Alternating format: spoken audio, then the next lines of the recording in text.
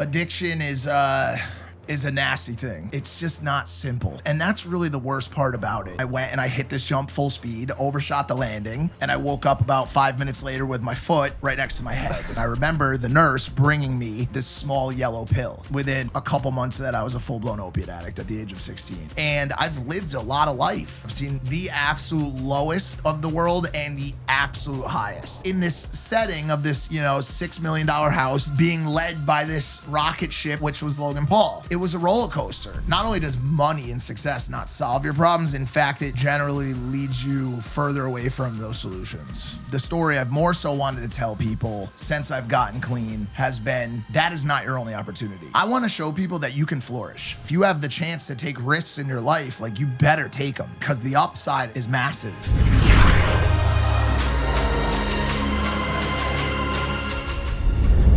Hello, beautiful humans. Welcome back to the Know Thyself podcast, where every single week we get the honor and privilege to sit down with a beautiful mind and open heart, somebody that can teach us through the lessons that they've learned in their life to help us know ourselves and the world at deeper and deeper levels. Today, I am really looking forward to this podcast. It's going to be a little bit of a different one.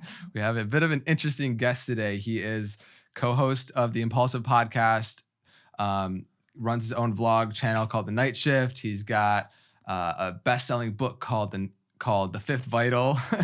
And this formal intro feels slightly weird, bro, because you're just my boy. I know. It's funny. I never know if people are going to do a more relaxed intro or if it's going to be a proper one. Yeah. But I feel like you have a format and that's what you like to do. And so you stick with it. I do. Yeah. And just so for the listeners that aren't familiar, I'm sure most that are tuning in probably already are familiar with you, but I just think that I'm excited to pull out a little bit of a different side of you for this podcast today. Absolutely. Because getting to know you over the years and living with each other and all the things, I've gotten to see a side that I don't think gets to be as expressed as much as maybe even you would like. For sure. And so there's just so much inspiration in the arc of the life that you've lived and the insight that's come from it. And I think that there's many different avenues in which we can dive into today that's going to be really supportive for whoever is listening to, wherever they're on their path. So absolutely. I think that's the hard part of it is where do you go? I even just, I try to prep for podcasts. I know you mentioned to me, earlier before we sat down, you're I don't think I've really seen you do a podcast this type of setting before.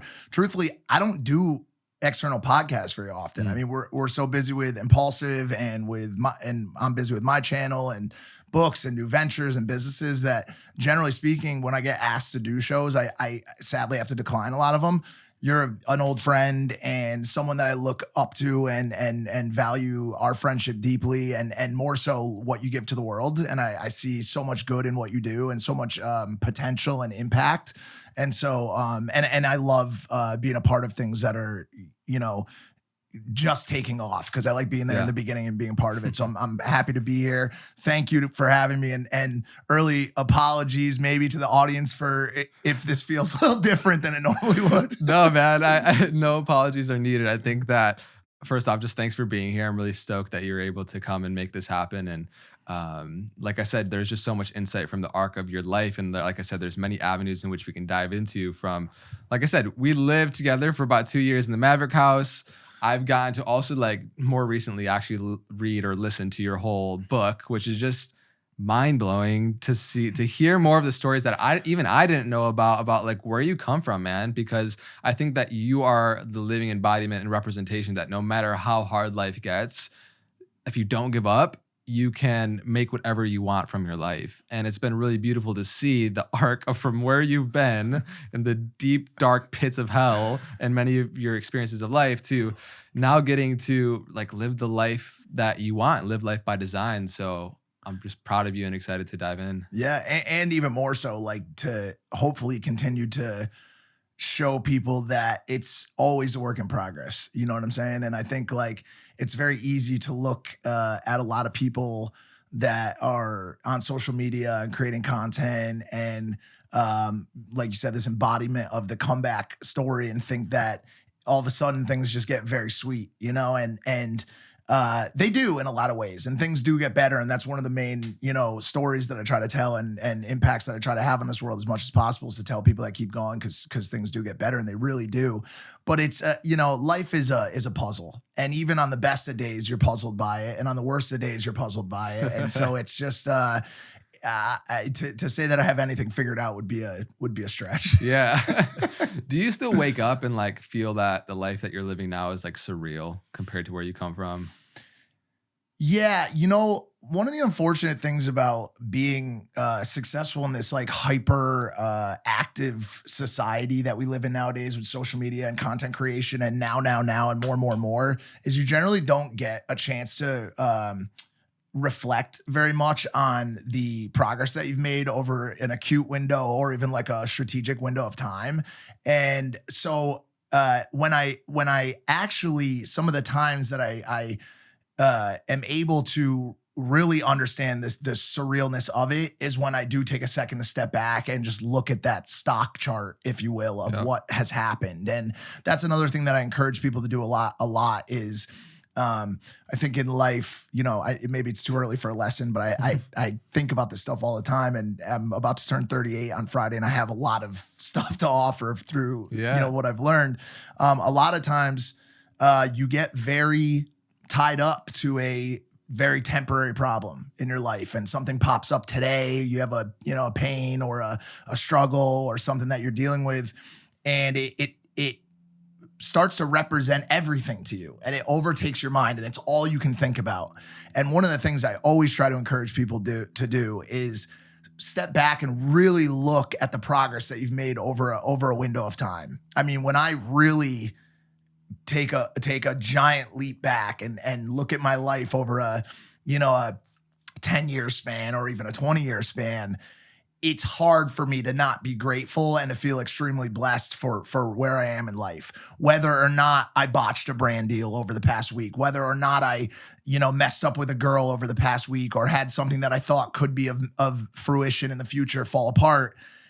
Sometimes you really need to look and step back and look at your life as a whole and say, wow, I'm proud of myself. And I think people are too hard on themselves a lot of time. And I think it's important to really be proud of yourself for where you are. Yeah.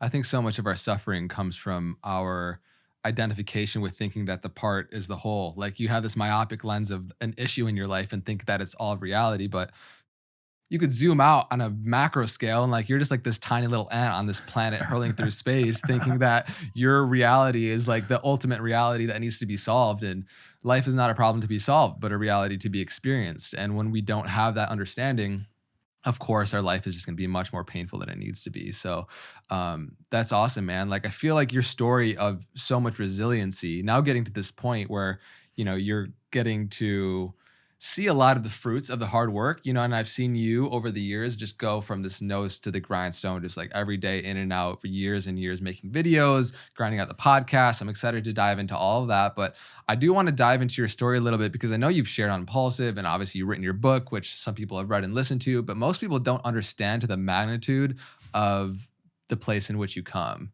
From 10 years of addiction to hard drugs, to experiencing times when your friends' families got murdered, to all of the suffering that comes with that whole lifestyle from selling drugs and being in that whole world where you're just focused on survival day in and day out. The whole arc to now to where you are is just, it's mind blowing to me, man. It's rare. It's rare. I mean, just the survival rate for, an opiate addict, which sadly represents so many Americans right now because of the epidemic that we've had occurring in the country for the past 20 some odd years, it is so low. I mean, sadly, the number of people that truly beat, and you never truly beat it because you'll always be an addict and you'll always be in recovery, right? But like the percentage of people that truly beat opiate, especially a 10-year bout with opiate addiction, is low. And so beyond just the survival and the ability to reach baseline and get back to living a life without drugs is a story in itself. But the story I've more so wanted to tell people since I've gotten clean has been, that is not your only opportunity. I don't want you to, there was always this feeling inside me that I didn't want to just get clean and be able to rejoin the workforce because that was all I was going to be able to do. Like that's the thing. A lot of rehabs and a lot of recovery programs try to school you on is one day you can be normal again. One day you can get a 9 to 5. You can afford to pay rent and have have this or have that. I want to show people that you can flourish. You can quite literally create anything you want for yourself in this current day and time, right? And so there really is two parts of the story. There's this kind of horrific and tragic backstory that I lived through, starting in the early 2000s when I was, had some injuries and was introduced to a drug called OxyContin on the streets of Connecticut when I was 16 years old in high school. And I originally I had broken my femur. I was a big skier when I was a kid, and I was at University of Vermont Hospital when they fixed my femur. I cracked it completely in half. And skiing. And I remember I saw this massive jump, and I was a daredevil. I was just a kid, Yeah. And I was screaming down the hill. And normally in the action sports community, when you want to go off a jump, you'll breeze by it one time first, and you'll kind of scope it out and say, okay, this is what it looks like. And then you'll hit it on the next run around. And I was a kid, I was 16 years old, and I went and I hit this jump full speed, overshot the landing. And I woke up about 5 minutes later with my foot right next to my head. So I was looking at my foot right here, blood all around me. So I fractured my skull. This was one of my first injuries. Fractured my skull, fractured my femur, and was admitted to the University of Vermont Hospital, where I was put into traction. Basically, they hang your foot from the ceiling so that they're able to extend the femur bone far enough to get it back into place, so on and so forth. And I was in the hospital, and I was in a haze the whole time. I mean, I concussed and fractured my skull and everything. And I remember the nurse bringing me very vividly this one moment, this small yellow pill. And it said 40 on it. And this was the first time that I was ever introduced to an OxyContin. And this company out of Connecticut, Purdue Pharma, which obviously you read about in the book, had created this wonder drug, less addictive wonder drug that was going to be the end all cure-all of pain in America. And so I was given it in Vermont. And at the time, this was in 1999, it had just really started to kind of bleed into the marketplace. And you fast forward maybe 3 years to 2002, 2003, and a friend of mine who had gotten it illegally offered it to me in a car outside of school after school one day. And that I also remember very vividly. I had the first time I did it, I did in the car, I did 20 milligrams of it and I sniffed it. And I just remember this immense feeling of relaxation and escape from the beginning parts of anxiety and problems with self-worth and self-image that I'd already started to feel in my life for various reasons that I still honestly haven't addressed yet, but hope to soon, right? And so I tried it, and within a couple months of that, I was a full-blown opiate addict at the age of 16, and spent the rest of my time in high school addicted to drugs, along with the majority of my graduating class in Milford, Connecticut. Town was completely ravaged by OxyContin, as was a lot of towns in Pennsylvania, Connecticut, New York, Vermont, Maine, a lot of rural East Coast towns, as well as the entire country. I'm sure there's a tremendous amount of people watching this program who know someone who has been addicted to OxyContin or knows someone, right? And so the documentary or show Dope Sick was with Michael Keaton, was a massive kind of unveiling that a lot of people got to see a mainstream version of it. But so was addicted to OxyContin, unfortunately, for a number of years before they were pulled off the shelf, and then spent a number of years addicted to street heroin afterwards as a replacement for that. And long story short, really got to see what it's like to or to live in another world. It is very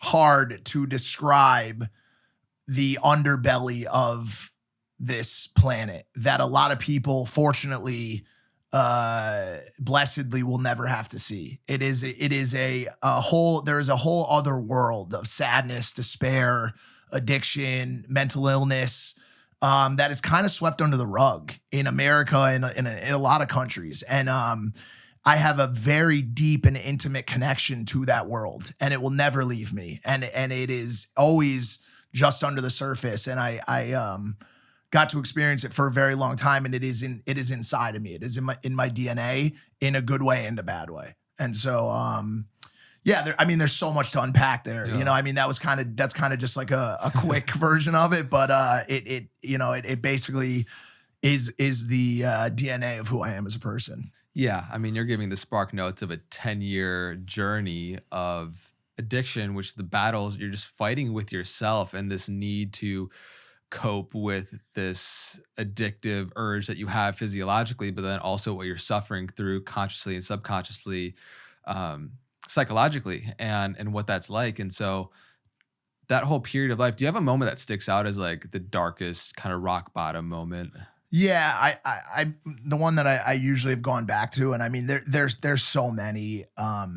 There's so many. Yeah. I mean, as you know, I mean, there's just a wealth of car crashes, stabbings, assaults, being on the end of assaults, broken bones, concussions, felony charges, which I just got a letter 2 days ago that I am officially pardoned of all felony charges. It was one of the, for me, a very small moment. For other people, but for me, it was kind of the last nail in the coffin almost of that part of my life, to be able to now go out and say, hey, I've actually never been arrested before. And it took me, 15 years since my last arrest to be able to beat that whole thing. And I can now say that I've never been arrested, which not that it matters because it's on your it doesn't book. Matter, right? Like, I'm not applying for any jobs or anything, but it cool. Still, it feels good. It feels good. But I mean, in all of the traumas, I very close to the end of my addiction, and I was to substance, at least. I got clean on June 23rd, 2010, and have luckily remained clean of narcotics since then. And I'm happy to talk about California sobriety and my movements in this direction or that direction, or psilocybin or any of that kind of stuff. But I got clean of any narcotics on June 23rd, 2010. And just before there, the majority of my time was spent using opiates. I started a really bad habit with crack cocaine, and so had used cocaine a number of times, a lot of times prior, but maybe 8 or 10 months before I got clean, I got introduced to crack, and it was the worst thing ever. I mean, it truly is the probably one of the greatest demons that this planet has ever created. It's a horrible, life-sucking substance that truly is able to just debilitate people and take life. It just takes life. That's simply the only way I can describe it. It has no meaningful use. It's not like opiates. It's a tragedy in a substance form, and was introduced to it, quickly became an addict. And at the time, I had been charged with caring for my grandfather. And so that's another thing about substance abuse. The struggles of life that exist around the user don't stop. Right. They also don't stop. So you continue to deal with everything else that a normal, healthy person or member of society would deal with as well. So people are aging, grandparents are getting older, getting sick, and you have to also add that into your soup of things that you're dealing with. And at the time, my grandfather had gotten diagnosed with Parkinson's a number of years earlier, but it had become quite degenerative as well as cancer. And my mother had always, my mother is my hero. I love her so much. She's the most important person in my life. And she was just incredibly instrumental in taking care of my grandfather in his final days. But even she hit a point where she needed help, and she had no one to turn to. My grandfather didn't have a tremendous amount of money to pay aides, so on and so forth. So she also, I think, so badly wanted to be able to instill in me a sense of some sort of responsibility and give me something to do. And I promised her that I would be able to do it. And I think she really trusted me at the time. And so she had asked me to take care of my grandfather, and I started to live with him, and I did a good job for a long time and helped him do the things that he needed to do to stay alive. And it was another very painful part of my life to see the end of human life like that in such a visceral and kind of tragic way, to be honest with you. Another thing that I haven't really dealt with, another trauma, right? But there was a point where I really started to slip into my addiction to crack. And there was a night where I was in the attic of his house where I was staying at the time. And I was smoking crack by myself and just bugging out. And I heard him downstairs kind of screaming for help and asking, please help me. And I was too paranoid and high to go help him. And that was a tremendous rock bottom for me to not be able to care for someone that I had been tasked and given the responsibility to care for. And it was just a really, really low feeling and low moment. And I'm sure like the viewer watching this can just imagine and have some sort of, maybe they can't even, feel what that feels like to drop the ball in such a major way and that feeling and how that rocked my worth, not that it could really have been rocked anymore at that time. It was pretty bad, but that was kind of a moment for me and it still wasn't enough. It wasn't like the next day I went to rehab. It was, addiction is a nasty thing. It's a really, really nasty, disgusting thing. And substance abuse, especially, all of the things in life that you think would point someone to get clean. Like you see these people like that truly don't understand addiction or substance abuse. And they're almost mad. You have a kid at home. You have a son. You have a daughter. You have like, what's wrong with you? Just get it right already. Like it frustrates them. And I get that. I can empathize with that way of thinking. But man, it is hard to describe to anyone who isn't a addict or to anyone who doesn't truly, truly intimately know an addict, what it's like to be at the end, what it's like to have no hope. And to have all of those lights that you've ever had as a child and all those dreams and goals in life to be extinguished and to have no one to turn to, and no true, direction or way to pull yourself out. And especially in America with the state of the mental health and substance abuse resources, it is as lonely as it gets. I mean, you are basically on your own, in a tremendous amount of pain and sadness and despair. And so it's just not simple. And that's really the worst part about it is it's just not simple. Yeah. It's just not as easy as just stop, which is like what everybody simplifies it to when they don't understand it. So of course. Yeah. Yeah. And then just to kind of close that loop, like that, there was a shift when you submitted yourself to rehab, and that was a pivotal point in you completely course correcting into moving in a different direction. What was the catalyst for that? And then I want to take it from there. Yeah. So basically I was on a suspended sentence as a felon in Connecticut. I was on probation, and one thing, that I won't ever try to gloss over is I am a salesman. I just am. I'm a born marketer. I'm very good at providing a case or a story and making it seen the way that I'm providing it to be. Some would call it manipulative. You can call it whatever you want, right? But I've gotten to a point where I truly try to use it for good as much as possible now, but that wasn't always the case.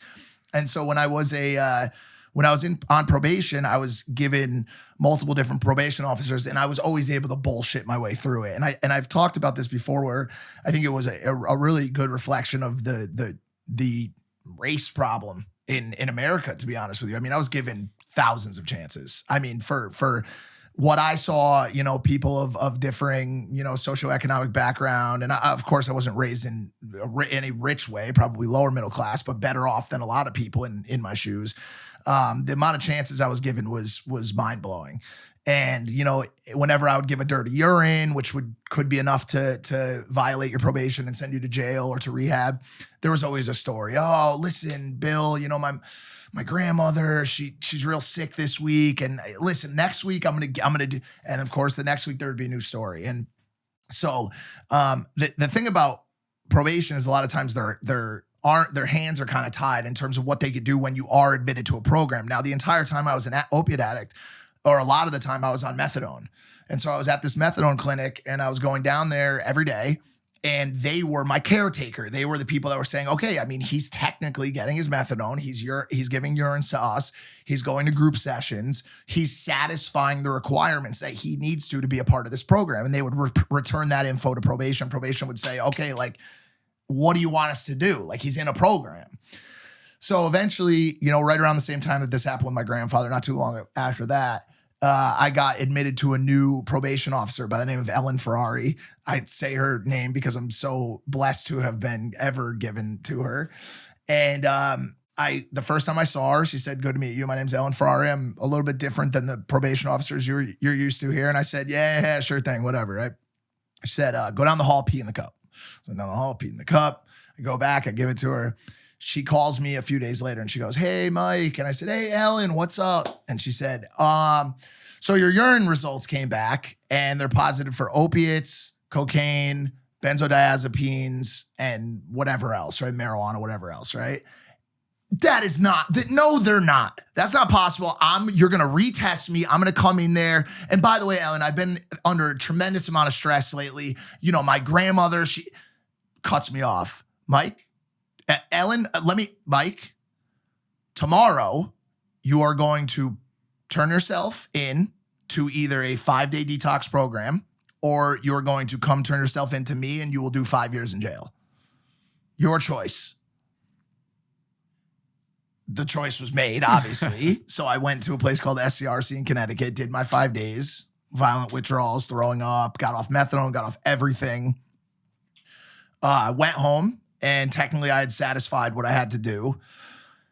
And I had a conversation with my mom, and my mom always gave me the benefit of the doubt to an extent. She always hoped that I would be telling the truth and that I would do what it would take to get better. And I had this conversation with my mom, and I told her, "This time's different, Mom. Like, I got this figured out, you know." And I was just at the house, and I was like, "I'll be here. I'll be at the house, like in the same town that all my friends are running around or whatever." And I told my mom, I said, "This is the time that I get it."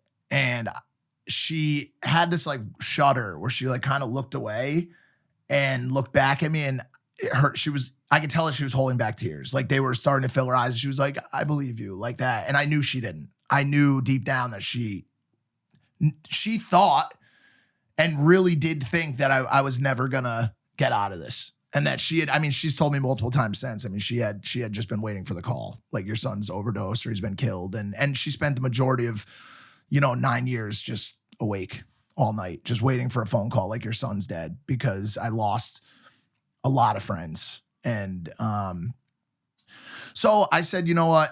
This is going to be the one time where I do what's right. And I went to a 40-day rehab also in Connecticut. And that was it. I was a one and done guy, which is also extremely rare. Yeah. Crazy, man. Cause like at the time, these like small decisions, or can feel like big decisions also, they have such an important impact on the direction that we're going to go in life. And at that point, I believe you didn't really have a choice. There was this part of you that needed to be expressed and explored, that if you continue to stay down the path that you were going down, that would have continued to destroy you. Jesus Christ has this quote. George would like it. Yeah, for sure. So that if you bring forth what is within you, what you bring forth will save you. If you do not bring forth what's within you, what you do not bring forth will destroy you.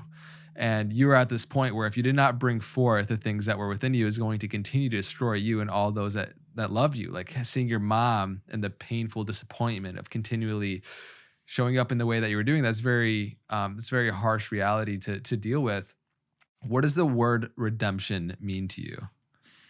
Everything.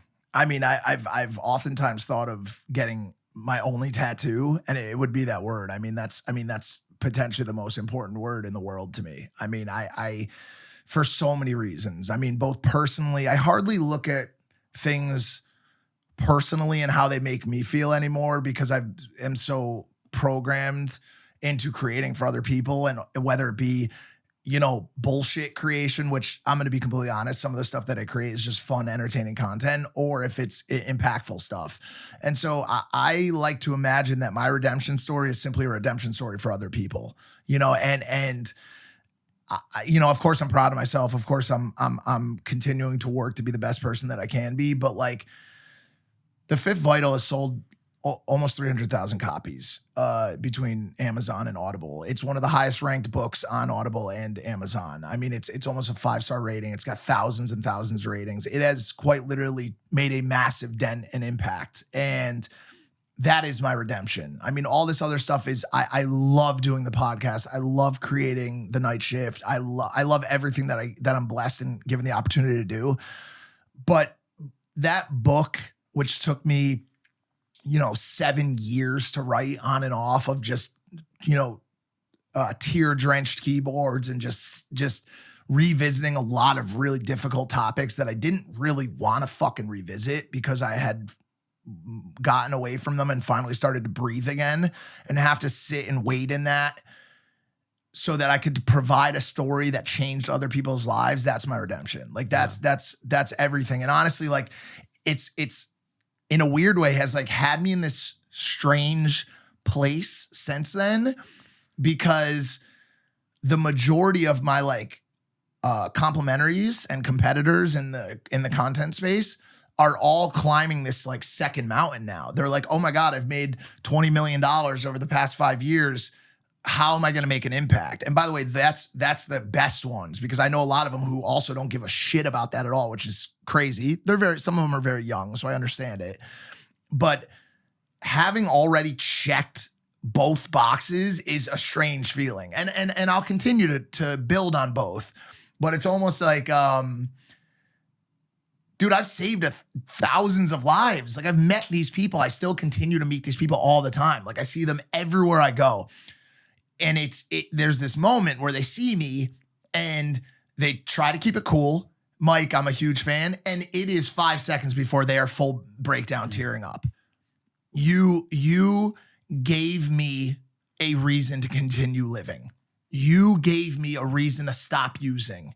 You made me understand why my mom killed herself, and made me feel okay about it. It made me feel at peace in my life because of what you wrote on a page. And like, that is, to me, that is redemption. To me, that is at least a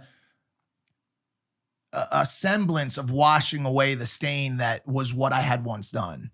And I don't feel like good deeds can outweigh bad. I don't know. I guess maybe I do to an extent. I did a lot of really bad stuff in my life, and I'm ashamed of it still. And I have come to terms with it, and I have a lot of regrets, you know, and it's something that I still struggle with, but I feel a little bit better about now. But I guess like maybe you would describe it as like a karmic like meter, almost, like, where I feel like, because I have such a reach now compared to the microcosm that was my small town existence when I was doing the bad deeds, that this story and what I lived through has provided so much give back that I can say that I've done more good on this planet than I have bad. And that's like where I've net out on my redemption. Yeah. You know, which is like interesting. I hear that. I mean, yeah, it's certainly got to lighten the psychological load, not necessarily completely will mitigate the physiological trauma that is stored in your body. You're still being in survival mode, which we can dive into. But how do you feel like that whole chapter of your life, now being in a completely different world, in the world of Hollywood and content creation and all that stuff, how do you feel like that path, your history, has given you disadvantages and advantages on both sides? So the disadvantages I'll start with the advantages. So the advantages are pretty clear. A wealth of life experience, especially dramatic downturns and the ability to survive them is unmatched. I would not, like, you know how people always say, like, I wouldn't trade it for the world. I would not trade anything I've gone through to anyone for anything, for any peaceful life, for any peaceful upbringing or schooling. Wouldn't trade any of it. I quite literally am who I am because of that. Every reaction I have to problems now, every empathy that I have for every person that I meet, everything that is within me is because of the pain and struggle that I've been through. And that is the main thing that I try to bestow upon people who are going through hardships in their life. That is the lesson that beats any book, that beats any documentary, any schooling you will get on TikTok. Living this life is the only thing that can instruct you how to further live this life, which is wild. And so, like, all of the, like, I was talking about empathy the other day, which is a dramatically scarce resource on this planet. People have unfortunately gotten very mean. It wasn't always like that, but people are just social media, and it's been this breed of hate lately. Yeah, they want to find this bad guy they can project all their own issues to and demonize someone's entire being for one misstep. Correct. And now these the cancelers, or the people that pedestal this hate or this fuel, this fire, are all becoming massive. It's a really scary and sad time, unfortunately. And quick turn off, like, I've built my platform on solely positivity. I mean, even on my worst days, I've always tried to be extremely positive. And you know, I personally revert a lot of times to a place of melancholy and say I'm not the happiest person, to be completely honest with you. But what I give will always be that. And so that's a side note. But this empathy problem, you know, this issue that we have as a society is not an issue that I share. I feel immensely for people. It is automatic. And when I see anyone suffering, I suffer automatically. It is so intense of a feeling for me that I could quite literally cry just seeing someone else cry. And that is only a result of, and I'm not even saying that that's always a good thing necessarily. It could be very painful, you know, but I embrace it and I love it because it makes me understand the plight of other people and makes me want to try to help them always. And I've always, you know this, and we don't have to get into specifics, but I am shocked at people's non-desire to help others. It shocks me. If you come to me with a problem as a friend, even as a stranger, I don't care what I'm doing. It's over. What I'm doing is over. It's done. It is getting put aside. If I'm shooting a video, if I'm doing a brand deal, if you come to me and I see that pain in you, I don't give a shit what I'm doing anymore.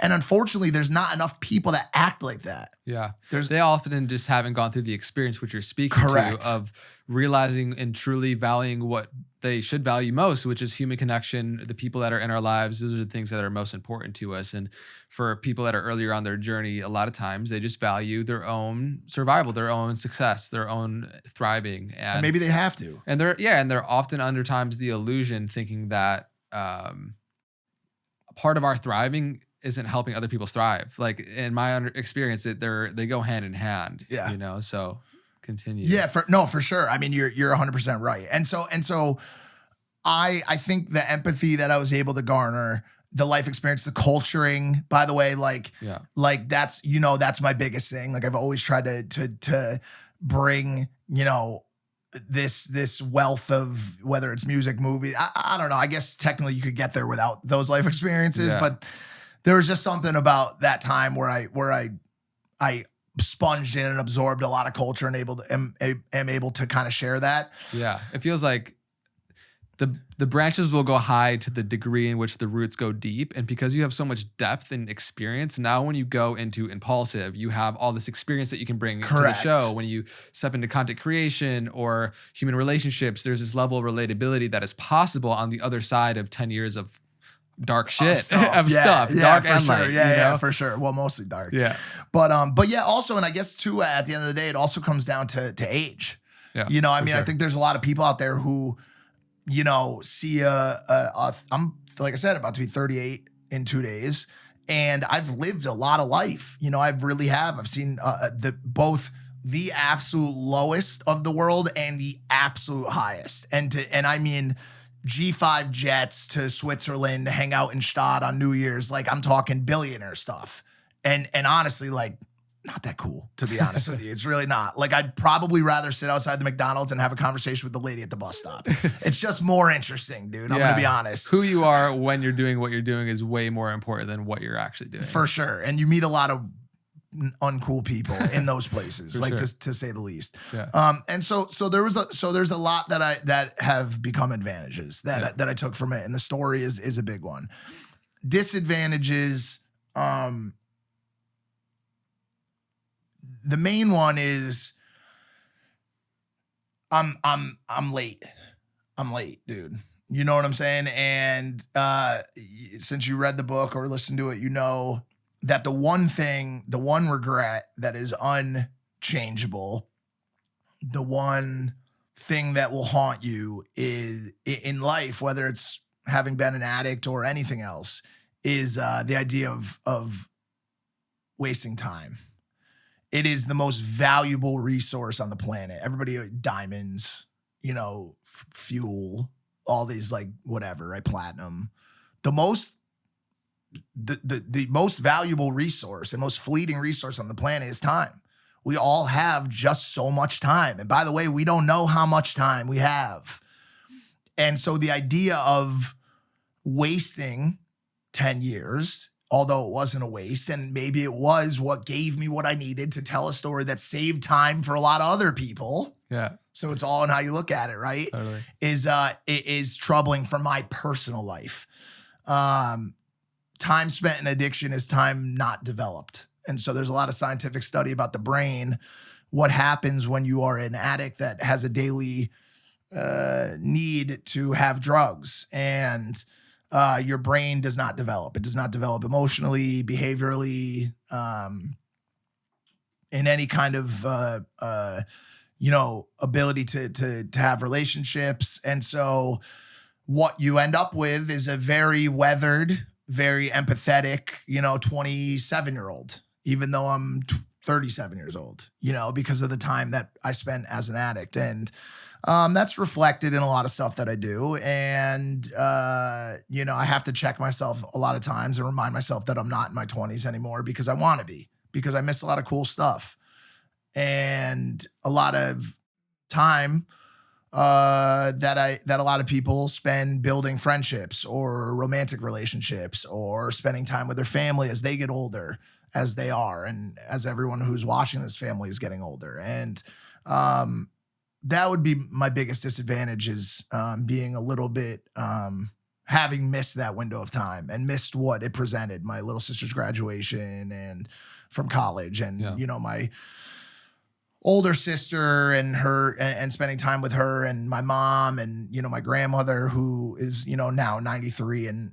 just got admitted to basically like what equates to hospice. And it's tricky, and it's a regret that you have to learn to live with, Totally, man. That's a very real reality in your own personal human experience. I think that it's also, like you spoke to, having that perspective of, most people's experience of life is kind of like slowly increasing mindset, physically, a lot of people go down, but financially, and like in their career and everything. And sometimes I do think that our setbacks are setups for a comeback, and that you kind of had a big dip earlier in life, but that was like a slingshot that flew you exponentially to a different degree. And, my good friend Peter Crone has this quote that what happened and couldn't have happened any other way, because it didn't. And, I totally hear you on like the kind of lost time and the suffering and the certain things that you just can't get back because they happened the way they did. And, who's to say if it went any different, you wouldn't be where you are today, which I know you're really grateful for. I am. I mean, for the story, especially, for what I've been able to give back. And, now, I don't know, maybe this is too much of a pivot. I'm not sure where you're planning to go, but,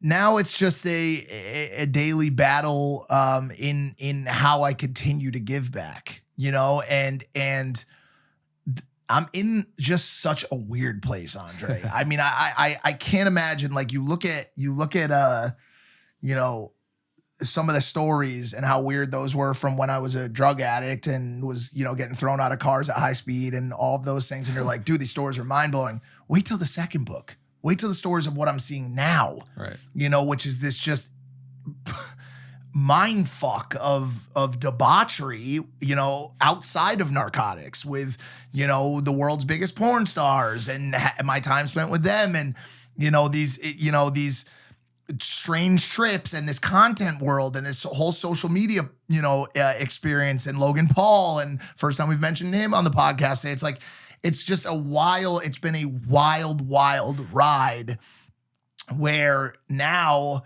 having been in it for, oh my God, 4 or 5 years and having existed at the highest level of it, I'm starting to pull different levers and find out how can I elevate out of the place that I've been.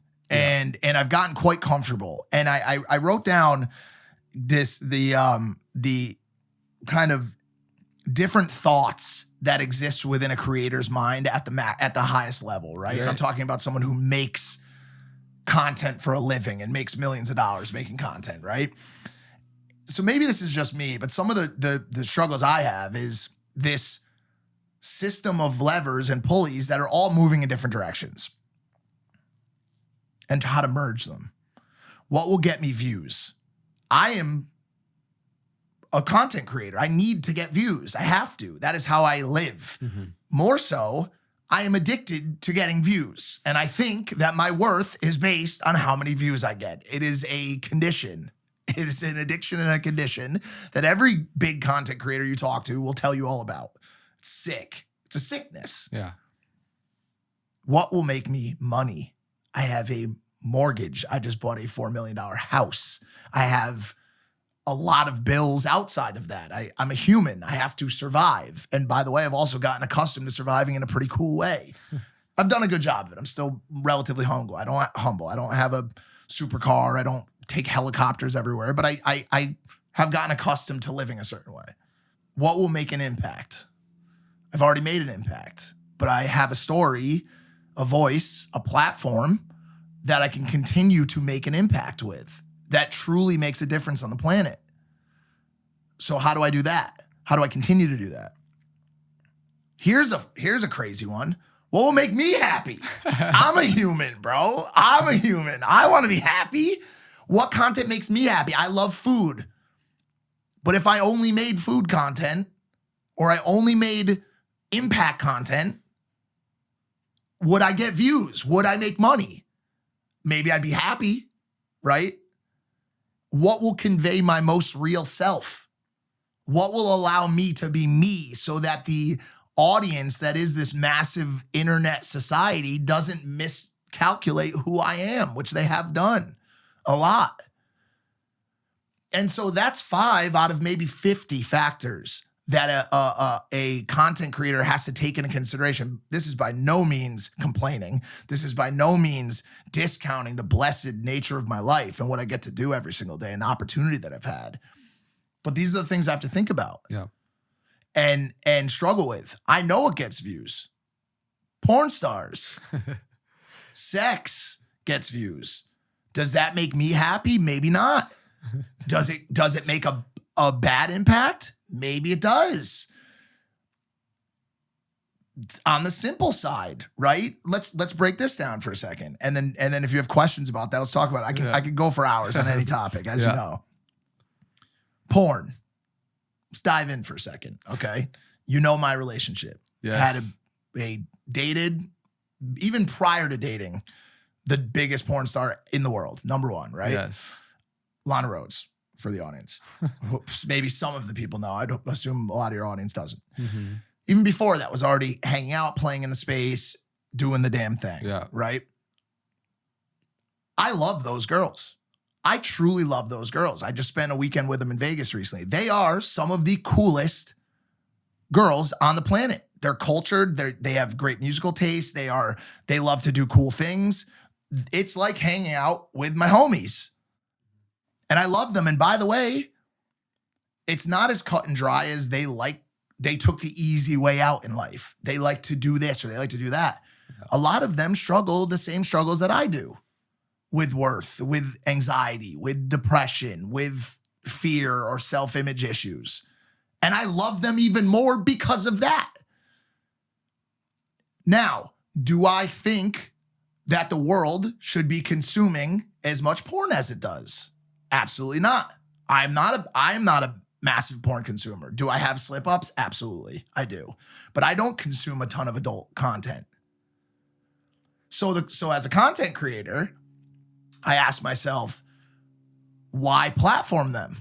Why hang out with them? If you don't look at them in a bad way, but you also don't want to promote that type of activity and that type of industry, right? So I got into the habit of having them in content and allowing them to show their true self. Now I'm making an impact because I'm working with girls and allowing them to show that they're more than objects, more than meets the eye, and they're people like all of us. Because more than anything, I like the idea of not being judgmental on a person's one pursuit in life and pigeonholing them to that. God, I would hate if someone did that to me. I was a heroin addict for 10 years and a felon, and somebody gave me another chance. And so the overarching story I'm trying to design right now in this conversation is the internet loves to simplify, and life is not simple. It is extremely complex, extremely. And that is not something that you truly understand and learn until you get older, until you really mature and you realize that nothing is as clear cut as you think it is. Yep. Yeah, man, there's a lot to unpack here. There's so much here.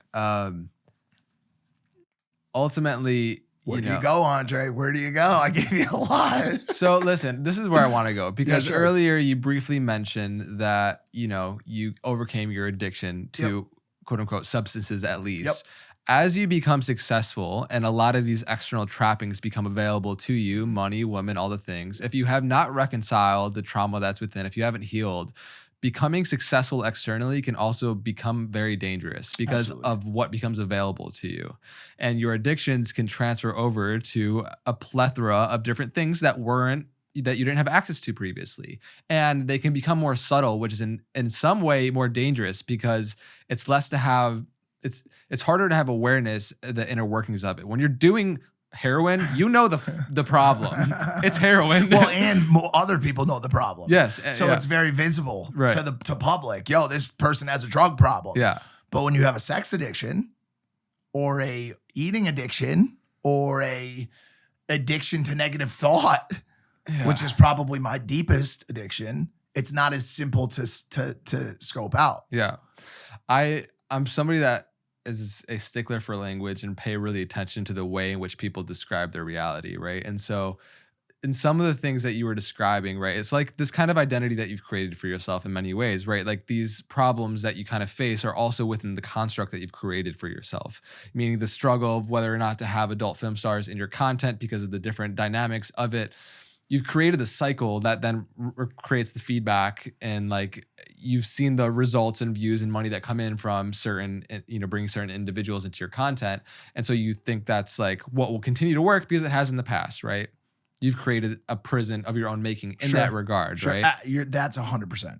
Absolutely. So, and I think that we can overcomplicate it in thinking that the way that we've gotten success is the way that we can only get success. But very well in the very various different ways in which you've gone out and created things in life that there's so many different ways to express yourself through podcasts, through content. And ultimately, I truly believe, and sometimes it takes being willing to take a step back to realign yourself to like your truest truth of what really matters most to you.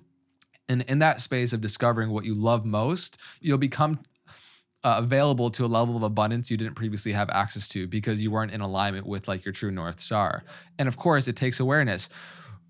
you have a good amount of awareness from what you just read to me of like a lot of these different things that are, that you're struggling with. Extremely aware. Extremely aware. It comes to this point where it's like, am I going to live in my comfort zone that I've created for myself for long enough, which will eventually become my discomfort zone? Or do I just take the discomfort right now and start to explore different ways of expression that feel more in alignment?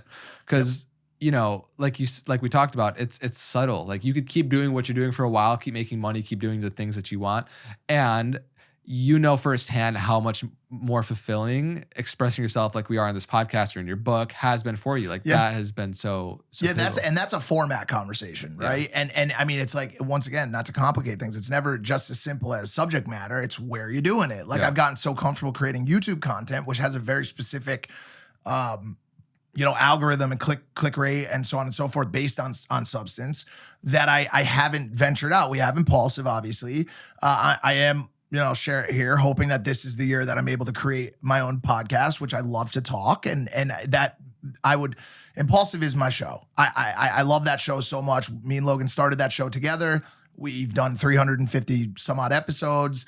We love it. We love doing it. I will never leave that show as long as we have it, right? But I can do another 6 shows. I love talking. Your audience is already sick of me, maybe. I don't know. You know what I'm saying? I love to talk about stuff. And generally speaking, there are people out there who will listen. There's a lot of people out there who are hungry to just pick the brains of people and hear interesting dialogue and conversation. The reason I brought up that specific thing is because it's a very current struggle of mine. For sure. It is this war that exists between. It almost goes back to the empathy thing, and at times. And by the way, I don't even think a lot of these people want it. I don't even think they want it. I think there's a lot of people who are extremely comfortable in the space that they're in, and they're there by their design. You know what I'm saying? But as I said, I hate the idea of people being pigeonholed and misunderstood. And I have had the pleasure of getting to know platonically a lot of these girls, and I feel very bad that whether it's a mistake that they made in the past or a mistake they currently continue to make, or just a heartfelt decision that they've had to be in that space, that they're written off as people. And so I, honestly, I don't know what the struggle is. I think because, once again, it is a very complicated issue, because I do not support the industry, especially in the way that it currently is. It's a very nasty place. Nor do I want people to become addicted to that type of activity.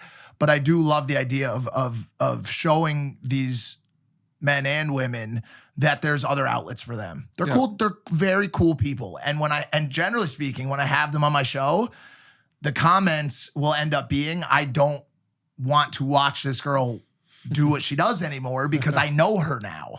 Right. And so technically, in my eyes, like, a lot of times it's doing what I feel it's doing. Totally. And they end up going, I mean, dude, I dated Lana for a year. She started a podcast. Yeah. She was, I don't know if I've ever said this before, but she had a contract to go back into adult.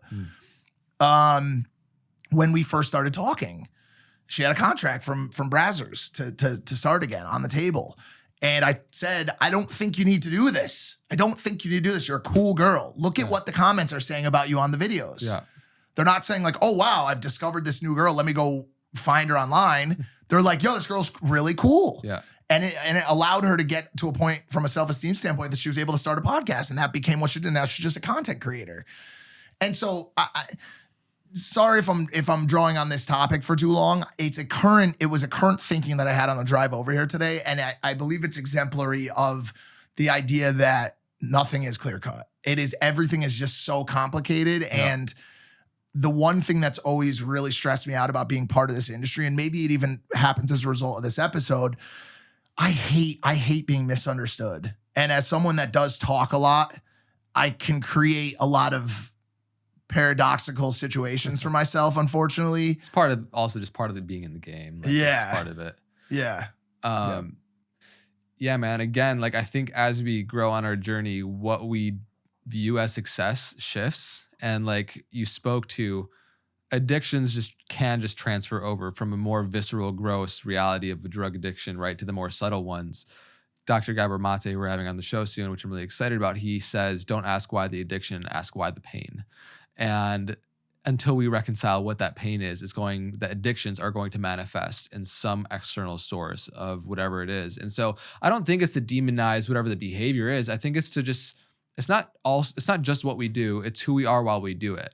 And I see this arc of you now, and I feel like you have so much to continue to offer to the world that you're going to. And I'm excited for what that manifests as, whether it's a podcast or switching up formats or whatever that is, and how you explore it.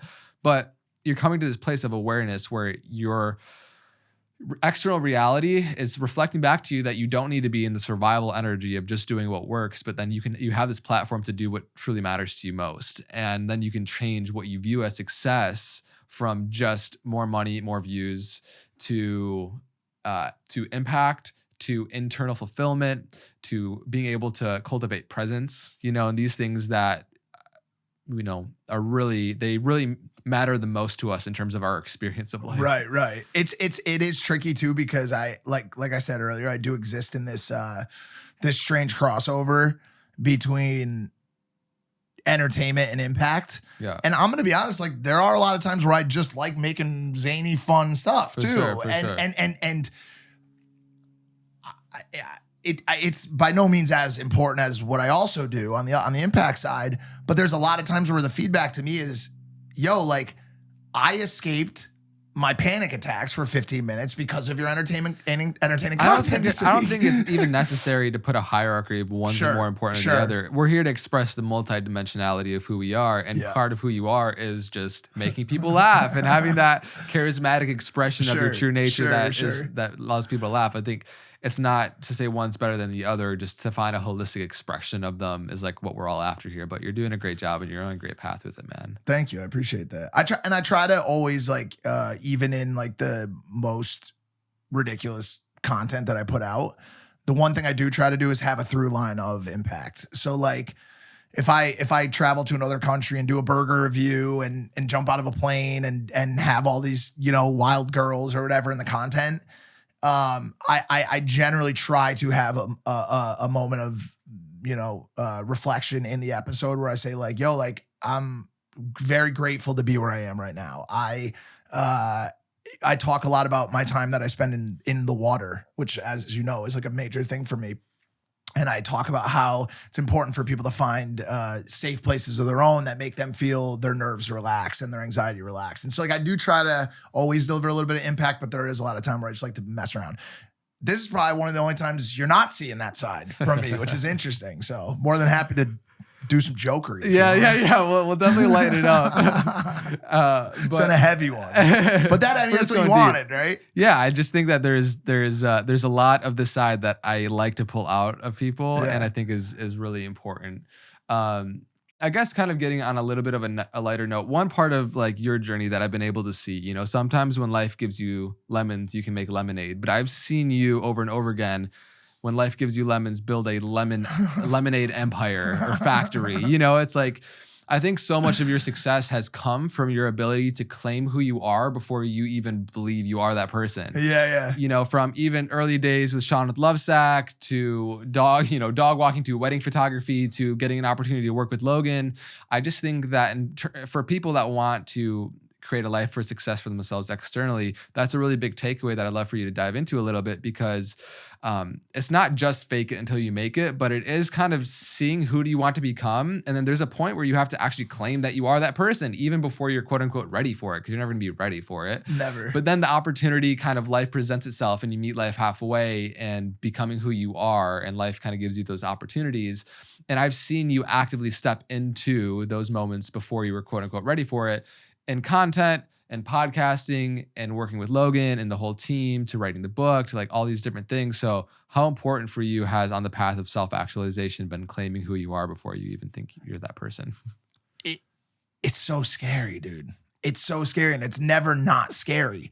Like I feel like there's this like weird like belief that people just like jump into shit because they're more confident than you, like, or because like they're better than you in some way.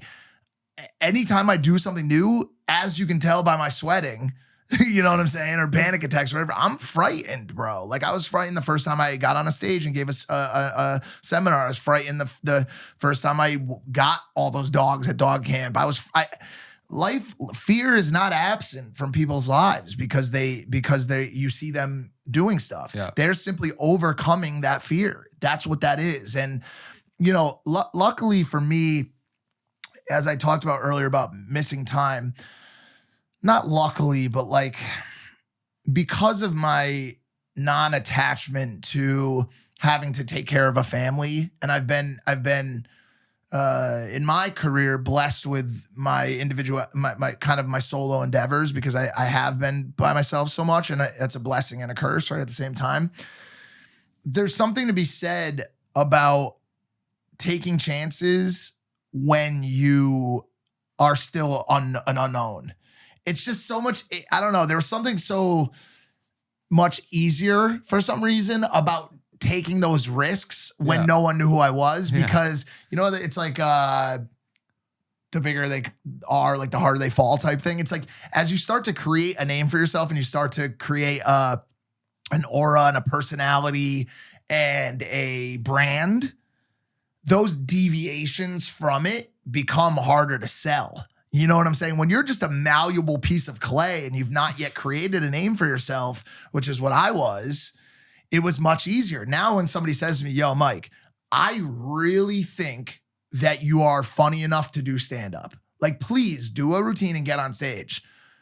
I'm like, I'm not fucking doing that, dude. I'm scared out of my mind. I can't do that. I'm not a comedian. And so oddly, everything that you're prescribing to the audience of what I always have been, I'm really not anymore, which sucks, because there's a level of that childlike explorer that you need to hold on to, bro. It is so important to continuing to evolve, and a lot of mine came from discomfort. A lot of mine came from being against the wall and that feeling of like, yo, like I got to do something. I'm not making money. I'm not becoming anything in my life. I got to do something. Comfort is one of the worst things you can ever feel in this life. You think you always want it. I've been comfortable for 3 years now and I can stay here. That sucks. That's scary. It's bad. That should scare you. The idea of having things stay the way they are, as good as they are, should scare you.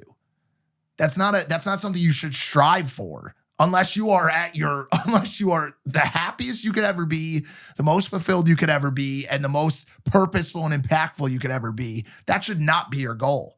Damn, I wish I could just stay right here. You know what I'm saying? Like, you would think that's something I would say where I am, but I don't want to. I don't want to do that, but it's become quite hard for me to envision.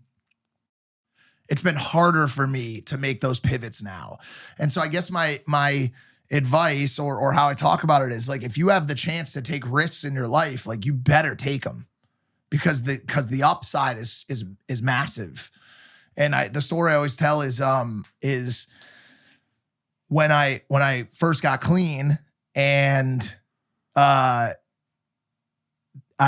in the program I met this woman, and she was starting a new website with AOL.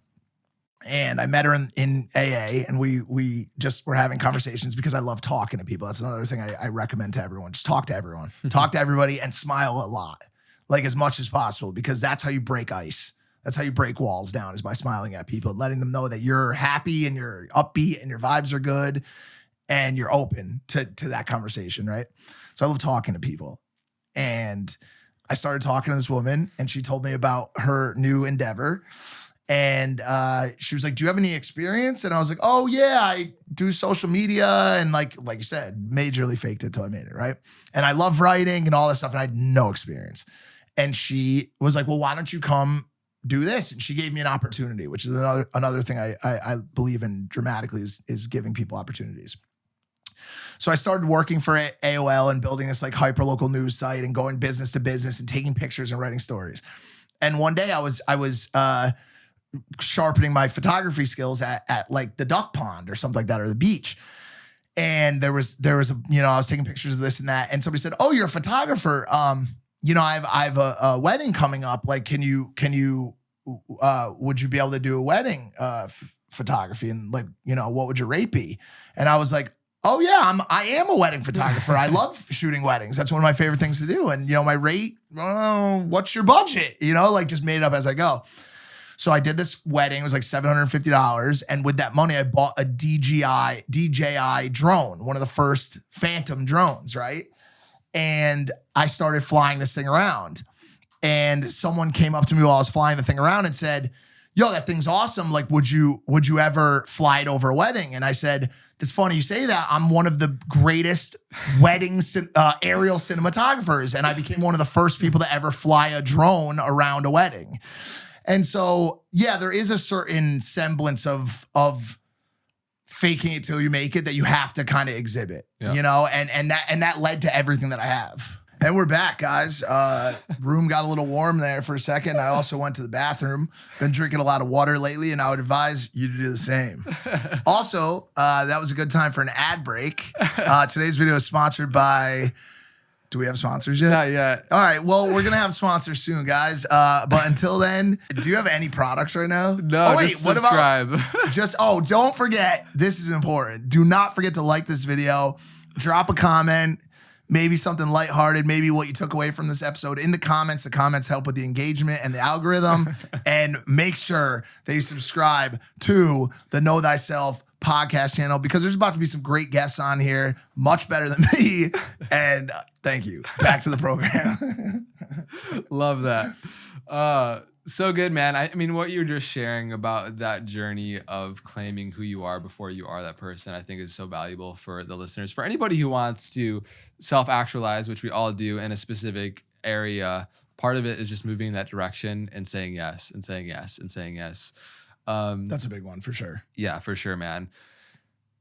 On coming to this point, I just find it very fascinating because I have been fortunate, as you have, to meet a lot of very successful individuals externally in terms of like, the private jets, the billionaires, and it never, it always baffles me to the degree in which there's still so much internal suffering and like neurotic behavior all the way up the ladder. And I think that, like we spoke to, unless we reconcile the things that are deep within us, those feelings and that addictive pattern to negative thoughts and like self-doubt and unworthiness can continue to be a theme. So is there anything else that you want to touch on to the reality that those things carry with you no matter how successful externally you get, and like maybe even your own personal journey of, I think it's valuable what you said, that even if you feel it, like you still do it anyways, whether you're going to go on MTV and do the show and you start having a panic attack, but you still show up and say yes to it, even though, there's still these things going on, but they don't just go away once you become successful. Absolutely not.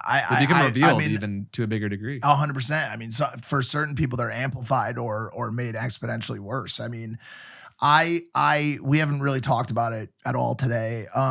But I've always dealt with a lot of anxiety in my life. It's a major thing for me, and it kind of flares up at just like strange moments.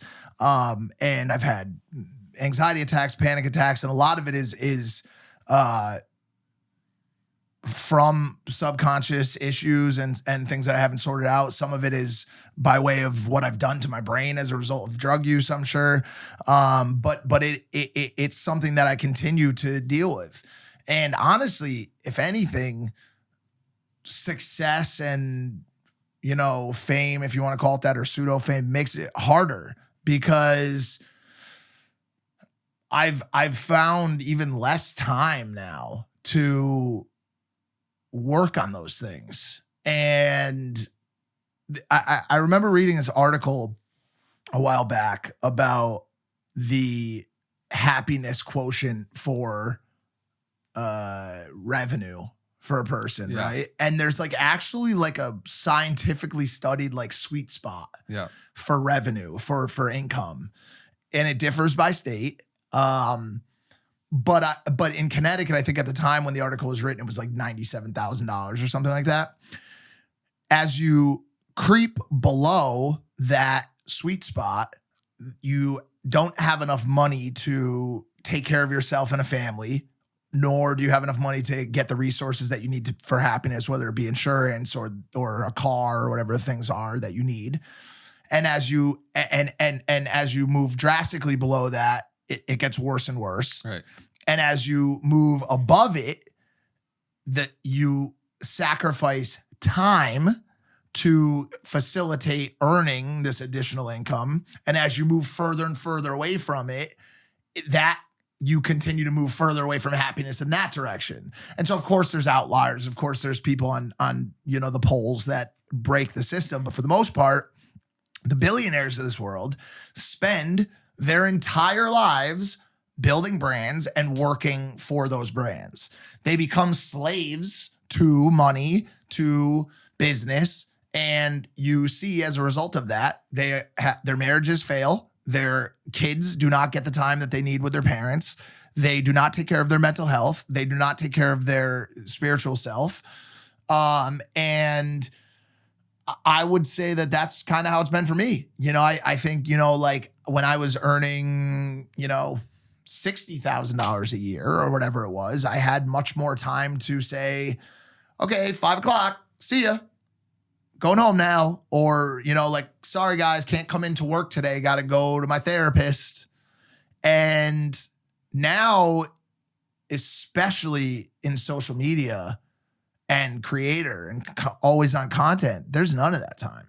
There's just, and so this year in 2023 is the first year that because I've been aware of it for years, but this is the first year where I'm not taking no for an answer anymore. Unacceptable. This is the year where I'm saying, fuck that. There has to be time. And I'm not the first like creator to say this. Right. Like this is a very known thing. You do your first, you pay your dues, you do your 3 or 4 years, you burn out, you make a mistake, or whatever. We've seen this a million times with a million creators. You realize, this is not sustainable. And I need to find out a way to take care of myself at the same time. And so not only does money and success not solve your problems, in fact, it generally leads you further away from those solutions, which is, in the words of a popular rapper, Biggie Smalls, more money, more problems. and it's true. It really is.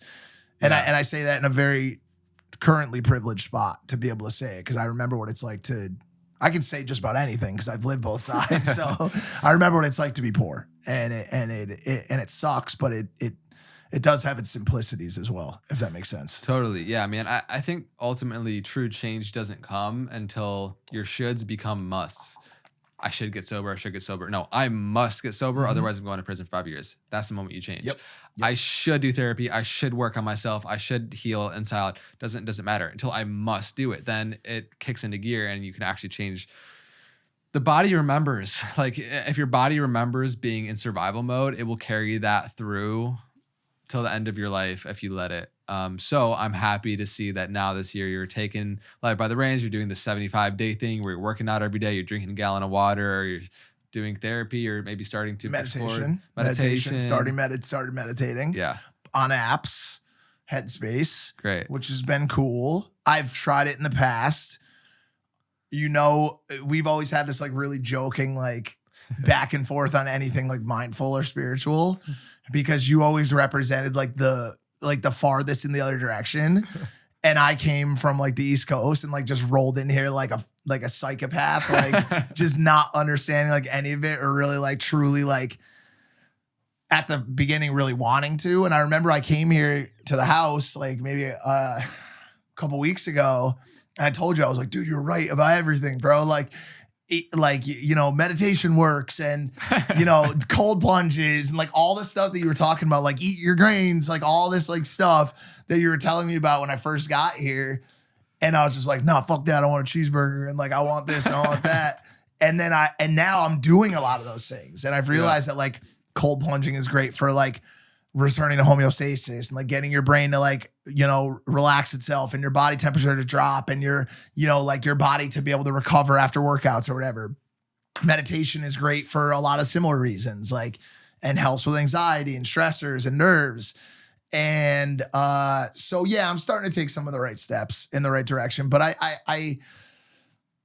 am very aware, as you said, and always have been a very aware person that I have a lot of work to do, you know, and I know we all do, but I get very like lost sometimes in my mind. You know, I speak from a place of authority on a lot of topics, but I am a child in a lot of ways. And it's not, I don't know. I've started to tackle some of the surface issues with the anxiety stuff and like identified problem, you know, pain points and gotten rid of them and set boundaries for myself, which is very big for anxiety sufferers. There's a lot of me that's still very like lost, dude. You know what I'm saying? And it sucks, bro. It really does suck, dude. I've been having a lot of struggles lately with just mortality, you know, and it's something that as kids we don't think about.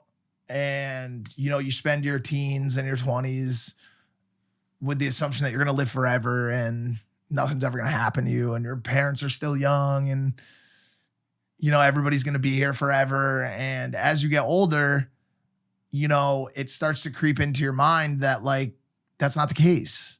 And that your time here is fleeting. And you start to watch, you know, your sisters and brothers have kids and you start to, you know, say goodbye to your grandparents and you start to watch your parents get older and you have to come to terms with that. You know, you have to come to terms with the idea that this is not forever, you know, and it's the ultimate human condition, if you will, is, you know, how do I deal with that? Like, how do I deal with that? Right. And by the way, like that paralyzes some people. Like some people are paralyzed by that. And for me, it's more of a subconscious thing. And it's something I struggle with a little bit more subconsciously. And my big thing is I like to bury stuff. I like to avoid. I'm big on avoiding. It's a huge thing for me. And it's been good and bad, you know, because it allows me to pivot and to just do shit I want to do. Yeah. You know, and just like, I like to say, fuck it. That's like my favorite thing. You know that. Fuck it, dude. Like, who gives a fuck? That's my favorite thing to say.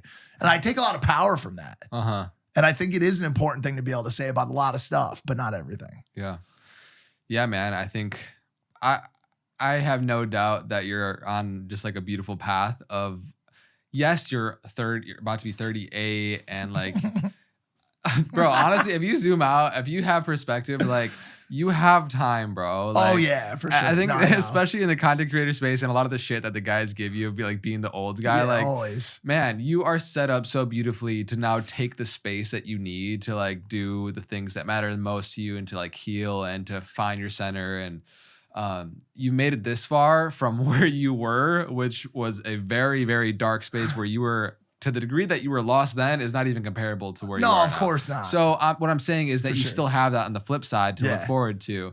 And I have no doubt that you're going to do that. And that it's good to hear that you're taking some of that space to find a little bit more stillness and to find the resources that can support you with that connection to self. And so I see that for you, man. And obviously here to support any way that I can. I think it's so interesting in our time with the Maverick House, living together those times. There's almost like that. There's that meme of like the monk and the rock star being best friends. I don't know if you've seen that. Yeah. I totally feel like I feel like that to a big degree, because even though most people would perceive us in like the lives that we live as kind of drastically polar opposites, there's a lot of just like the inner qualities of having a good time, of being a rebel, of laughing our asses off, but then also creating content that is super impactful. And so, man, we've lived a lot of life, and the memories that we've made, from documentaries that we filmed to, you know, me filming producing the first 200 episodes of Impaulsive, and that whole journey to like, I don't know. I just want to reflect a little bit on the time being at the Maverick House, man, because that is something where we don't realize the chapter of life we're in until we're out of it. And that chapter of life was very unique and very fascinating. And we're on both beautiful chapters now that are equally or more as exciting. But that period of time was fun, man. We were in a very interesting, like upgraded fraternity in Russell Brand's words. He said there's like he's 100% right. Yeah, an evolved fraternity essentially of young kids having access to all the fame and money and possibilities. And I just think that we learn so much about ourselves and what we want to create in that time frame. So when you reflect back on that time, what do you make of it? You know, the way that Russell explained it was pretty much right. I mean, you by way of Logan's curiosity and willingness to shed these barriers that most anybody would set up for who they live with. I mean, or surround themselves with. Logan has always perplexed me in his pursuit of who he surrounds himself with and who he asks questions to and who he takes advice from. Me and him come from very different schools. I was always taught, and not only taught, but just birthed to believe that you choose or are bestowed generals in your life who you then go to for your issues. And that could be your best friend, it could be your parents, it could be your one or two business partners. But when you have an issue of any kind, you are calling upon your generals for advice. Logan is from a very new school of thinking, which is basically like a crowdsourcing of information, of business advice, legal advice. Like he's just kind of takes what he can get from anybody, not from anybody, but from, from anybody. So I think that, and I'm not saying either one is right or wrong. But maybe on the legal side, yes. But on a lot of other stuff, yes, there is a lot that can be garnered from an average, any day person's thoughts about this or that. And as long as you're able to filter it, you can probably get good feedback. But that kind of bled into how he structured the house. And so what we ended up with was this kind of mishmash of a bunch of very strange characters, me being the strangest, of course. But in this setting of this, $6 million house in Hollywood, being led by this rocket ship that was, rocket ship or exploded rocket ship, depending on which time period you're talking about, which was Logan Paul. And, and all the dramas that went along with it. I mean, we clearly, filmed a ton of content in that house, but if there had ever been a documentary or, a follow cam of any kind, I mean, the stories from that house are insane. I've got some of the most insane tales and tribulations of sexual raucousness and just raunchiness and just every interpersonnel issue. And I mean, it was a roller coaster. And I mean, core takeaway, I guess, like it really was one of the biggest lessons, I guess, that I continue to learn in that house was that is so important for anybody to learn in their life if they want to be successful, is that every single person requires a different approach in how you talk to them, voice criticism, partner with them. Everybody is so drastically different in what they like. And so anyone who's ever trying to preach to you this one step or one step process to engaging other humans is a massive mistake. Yeah. I mean, one of the biggest things about winning in this world is understanding your audience and understanding the people in the room and understanding your partners and what they want. And there's a piece of that that's empathy, for sure. Like, oh, wow, this person needs a little bit of coddling. This person needs a little bit more positive reinforcement before critique comes. Yeah, and that's been a big thing also with Logan that you were a lot of times working through in the house is if you want to give feedback to somebody, you don't want to speak to them how you want to speak to them. You want to speak to them how it's going to be effective to actually make real change. And correct. So there was like that. There was many different lessons throughout the whole process. So many. I mean, dude, just the degree and the spectrum that was covered within all the experiences and, like you said, interpersonal dynamics and content created that happened was truly wild. It was like Spencer, Evan, you, Logan, and I, and we're all living in close proximity. And like you said, a $6 million house or $7 million house in Encino with a private chef and maid and everything kind of taken care of for us. And life really being a blank canvas in terms of what we want to create. So many beautiful memories, so many cool pieces of content, so many fun things created from that time period. And it was like a fantasy factory. Absolutely. In a way, you know, it was like our own little version of that. And all like the side characters. I mean, David the German started there, and now he's been an instrumental part of my, success and of my program.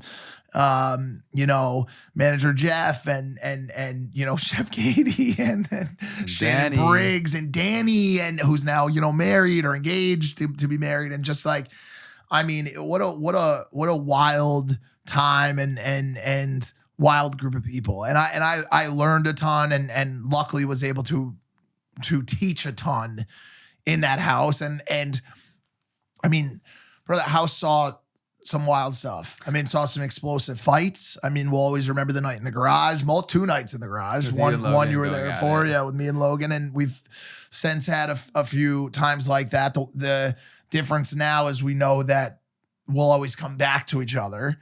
That one was a little scary because you guys were like, almost got physical. Yeah, it was real bad. And hopefully I did as best I could to try to mediate the carnage that was coming at from both angles. But ultimately, like, I think the fire, the depth of connection that's forged in the fire of those moments really do, after you stand the test of time, you come out the other side, it makes it that much stronger. Yeah, for sure. I mean, I would totally attribute our ability to make it through small things. And even that was it just got so blown out of proportion, which a lot of things do. I think another big lesson, it's not from that house, but another big lesson that society needs to learn nowadays is how to de-escalate. I mean, that is such a skill to have. If you are able to get a fiery person, a person that is as headstrong, as wildly set in their beliefs, to de-escalate, take a step back, take a deep breath, and reassess the situation and come back to a place where two parties are trying to meet a beneficial endpoint. It just doesn't exist as much as it should. I mean, look at our political system, look at our social media system, look at, everything that exists in this world right now. And it is for one party to win and the other to lose. And man, people always used to talk about like, united we stand, divided we fall. And it doesn't seem to even be said in jest as much as it used to. I mean, I think we've so much come to the conclusion and the, acceptedness that we are a divided democracy and a divided people, that it more so has just become like, how do you rep your side? And it's why we're making no progress. And so like my hope is that I don't believe that it will, but that the nuclear families and that the platonic relationships and that the romantic relationships don't follow suit. I mean, because it's all we see nowadays. It's all we see is this carnage and this hate and this division. Yeah. And it's been forced down our throats by the media. It's been forced down our throats by everyone, for us to hate our neighbors. And that saddens me so much. And so those little scuffles that you get in your life sometimes can teach you the importance of letting an argument die. Unfortunately, views don't like view counts and algorithms don't like happy mediation. I'd love to be a part of the first social media network where united people, flourish. Yeah, man, it's just tough. I think negativity is just so much louder and noisier than positivity. And especially when the mass majority of human consciousness is operating at one frequency, it's going to become magnetized to more of the same. Yep. And we're seeing more of the same at deeper and deeper and wider scales continually right now. So it's wild, but here we are to try to be the change. I try to be as much as possible. As much as possible. Yeah. I want to talk a little bit about Impaulsive, man, because the whole arc of the journey from starting to now where you guys are at and George finding the third seat and the many iterations of the show. What do you think is like most uniquely, what's like not seen and very unique about the dynamic of the three of you and where you guys are at now? Because it is one of the most prominent podcaster shows that really exist. I know kind of started out joking saying it's the number one podcast in the world, but it's actually inching towards that spot, sure. Which is crazy to realize the amount of power. And especially, as of recent, we don't have to get too nitty gritty with, certain things that have been unfolding, but the dynamic of having you three, I think is a very unique one. Yeah. Oh man, dude. I mean, this is just such a multi-directional question. It can go so many different ways. I mean, it's back to the point that I made earlier about simplicity and complexness. The complexity of the show that we end up making look quite simple and seamless is so far from it. I mean, it is. There are so many factors of reach, ego, knowledge, talent as podcaster, depth of understanding, relationships with the guest, ability to build rapport, seating arrangements, ownership of program. I mean, the factors are so deep. And not to make it dramatic, but it's just the fact of the matter. Like, it's just very true. And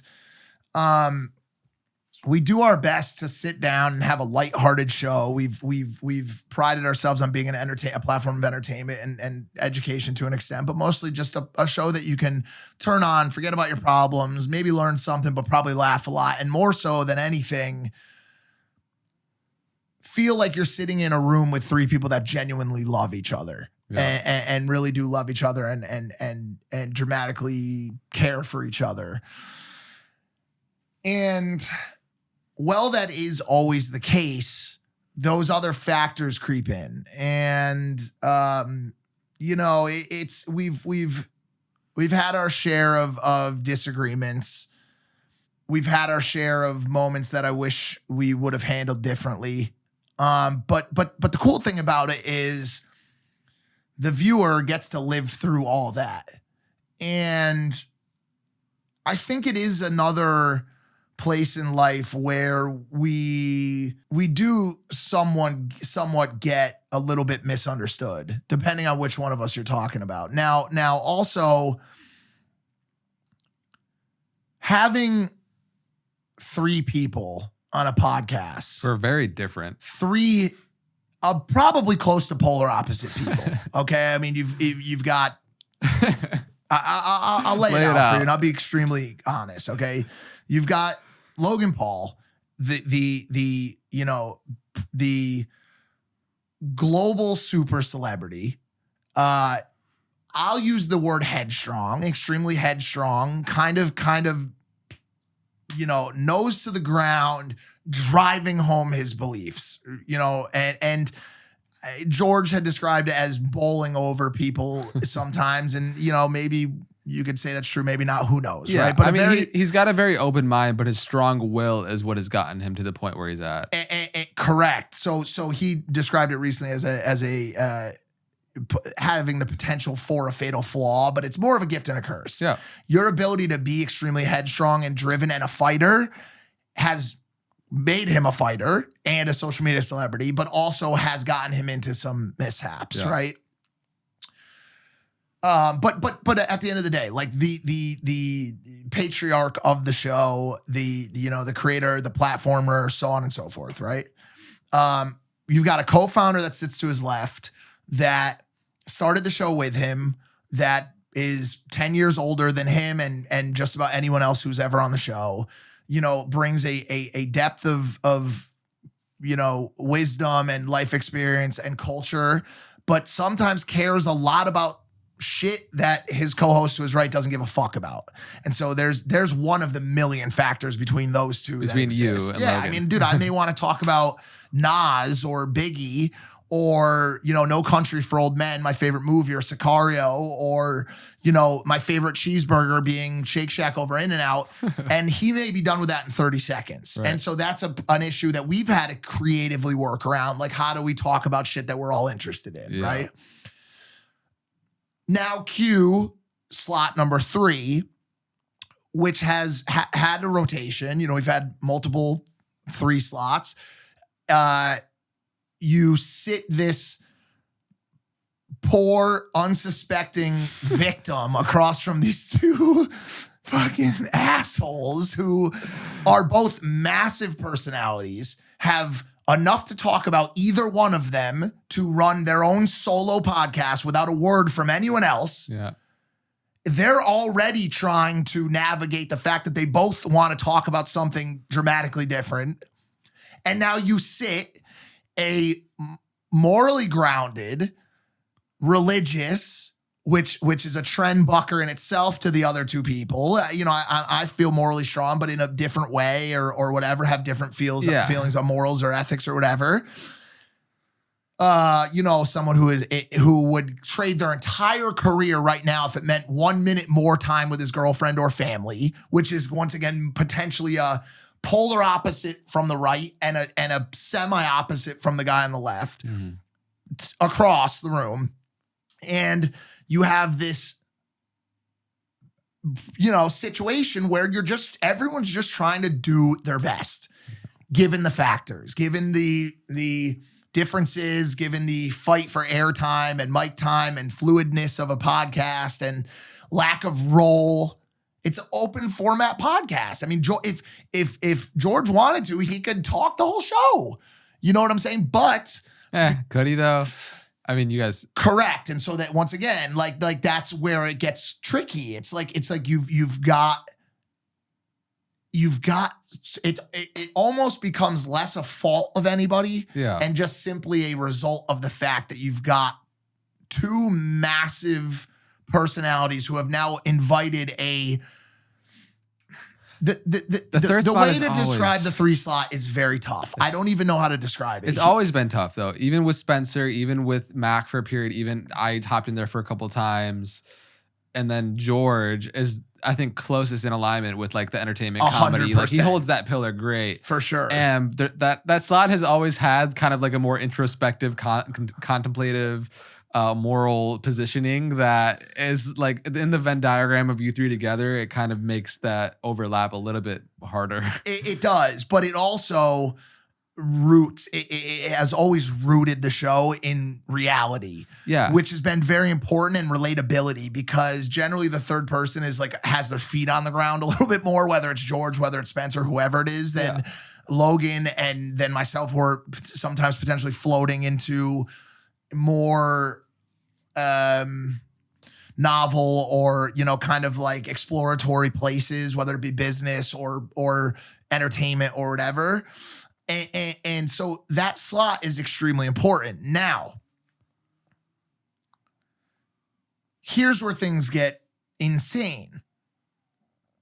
Drop a 4th person in and call that a guest now. Right. Move the 3 slot over to the left and drop a world-renowned guest of some magnitude, probably large magnitude, A-list of some kind, B-list, whatever, into the slot. Who maybe they've got their back slightly turned to George. Maybe the seating arrangement could be this, could be that. We could try this, we could try that. Regardless, the core issue at the end of the day is that when you put 4 people into a room and you have them have a conversation that leader of show, creator, celebrity extraordinaire has a direction for, slot 2 is thinking a completely different direction. 3 slot, which is now the 4 slot, is going to try to involve some sort of morality, which is great, or religious factor. And there's the pressure that comes with needing to, in a time-sensitive manner, deliver value that is now. So now that's all him. Yeah, you know that. And we have had that conversation a million times. Now, for multiple reasons, he started as a vlogger. He started as a Viner doing 7-second videos. So that means, do a podcast 7 seconds. Get your point across and move on. I have had to condition him out of that. I say, listen to me. We had Alex Jones on for like 3 hours when we did that show, right? Podcasts are podcasts. This is a very different world. These people will listen to us talk as long as we want. Now, of course, you should temperature and read the room, and if things get stale, move on. But I have tried to push him to dive deep. And now, to his point, and him being Logan, Impaulsive has been the only podcast, or one of the best podcasts, to buck the trend and do this spontaneous, erratic movement. Yeah. And we think that we've captured a lot of social media audience as a result of that. So Rogan very specific or very structurally dives extremely deep into each topic. We'll stay there he might stay on one topic for 2.5 hours. Yeah, 4 hours. We have gone in a different direction. And so, to our benefit, it's been great. We get a lot of clippable moments. It's been very cool. And I think now we kind of walk the line. I think we do dive deep occasionally and kind of sit there and relax in it. And we've gotten a little bit more chill about staying on a topic for a long period of time. Long story short, it's just it's a complex situation. For sure. And, we also do not shy away from having conversations that should be had offline. Like the religion thing that recently happened. Yeah. And more so than just it being the religion thing. Like, if you want to add some context, go for it. I mean, the debate between Logan and George, that did not go over well with the audience because of kind of Logan's energy in which he brought to the dialogue. George definitely brought more of like a level-headed, and there was a big learning for Logan. Absolutely. So definitely don't regret it. And he admitted to, I mean, he's open about it. So this one I feel less, kind of charged or worried about talking about, because he admitted to his wrongs there. The thing is, and I've talked to Logan about this off camera many times. We both have. He's very, he's a very smart, intellectually perceptive individual. Absolutely. And he can see things very clearly. There's this level of openness that can go away a little bit when you're in that dynamic, especially. That does not go over well if you want to have a harmonious relationship with another person and having them felt seen and, acknowledged. And then also that being received on a mass scale is a little bit difficult too. And I've seen Logan soften over and over the years. Usually it's come as a byproduct of getting smacked in the face by a cosmic 2x4 of a tragedy, or a girlfriend. Yep. There's been different moments where I've kind of seen him open and soften to the empathetic side. That is great. Ultimately, man, with all of this, my wish and prayer for you guys is that you continue to work as a team for whatever the problem is, and not that it's like me versus you or Logan versus George, but there's a problem here, or there's an opportunity for growth is a better way to look at it, where you can see each other's strengths and weaknesses and continually work as a team to provide a better experience for the audience, and not as much like, understanding very much so the role that George is in the fourth seat is difficult to navigate. So hard. And I don't know. I honestly don't. Especially when you're doing an hour-and-a-half show where the main focus is the guest, and it's like you and Logan have so much to deliver and value to provide in that context, and so does George. But it's a little bit difficult when you're positioned the furthest away. Yeah. You're like literally energetically the most removed from the conversation. But then also there is this pressure oftentimes from Logan where it's like you do want to have that value delivered in a short amount of time. Yes, that too. And that is tricky. And by the way, that took me 150 episodes to settle into. I mean, what is George? Maybe 100, maybe 80 episodes in? Who knows, right? But the thing about it is, I think he is starting to learn that slot. You know what I'm saying? Dude, unfortunately, I think that slot does not afford itself because of who he's opposite the ability to truly shine. Yeah. I just For sure. I agree. You know what I'm saying? It's just such a tough place. Now he's gotten really good at quick-witted humor, which is amazing. Great. He's gotten really great at when he does speak, commanding the slot. And we both know shut up because George is saying something that matters now, which is great. And that's all you can really ask for. Yeah. All you can really ask for is when I do speak that I will be heard. Yeah. And it really is. It's just a lot of dynamic, a lot of factors involved. But we love George. The audience loves George, and his